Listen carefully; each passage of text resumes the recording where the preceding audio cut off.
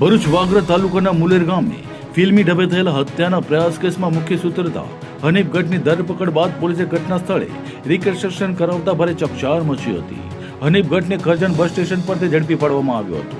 15 ફેબ્રુઆરીએ ધંધાકીય અદાવતને કારણે હનીફ ગઢે પોતાની કાર 100ની સ્પીડે હંકારી મકસૂદ પટેલને જૂના બસ સ્ટેન્ડ નજીક અડફેટે લઈ 25 થી 30 ફૂટ દૂર ફંગોળી દીધો હતો.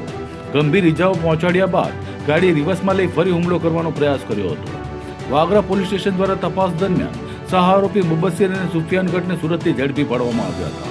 મુખ્ય સૂત્રધાર હનીફ ગઢની ધરપકડ બાદ પોલીસે સમગ્ર ઘટનાનું રિકન્સ્ટ્રક્શન કર્યું હતું, જેને જોવા ગ્રામજનોની ભીડ ઉમટી પડી હતી.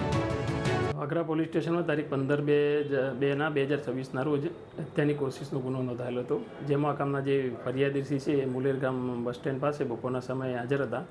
તે સમયે આ કામના જે તોહમતદાર છે હનીફ હસન ગઢના પોતાની કબજામાંની જે બ્રેઝા 4-વ્હીલર ગાડી છે એના પૂર ઝડપે હંકારી લાવી અને ફરિયાદીને જાનથી મારી નાખવાની ઈરાદાથી ફરિયાદીને સાથે ફરિયાદીના માથાના ભાગે, ઘૂંટણના ભાગે તથા હાથના કાડાના ભાગે ફ્રેક્ચર કરી અને ગંભીર ઇજાઓ પહોંચાડેલી હતી. તથા તેઓએ તથા તેમના પુત્ર તથા એનો ભત્રીજો મુદ્દસીર તથા સુફિયાન નાઓએ પણ આ ફરિયાદી તથા બીજા એક સહાયક છે એમને ગમે તેમ ગાળો બોલીને જાનથી મારીને નાખવાની ધમકીઓ આપેલી હતી. જે અનુસંધાને વાગરા પોલીસે આ ગુનામાં સંડોવાયેલ તોહમતદાર મુદ્દસીર હનીફ હસન ગઢ તથા સુફિયાન જાકીર ગઢ રહે રોજા ટંકારિયા નાઓને તારીખ 28/2/26ના રોજ અટક કરવામાં આવેલ હતા.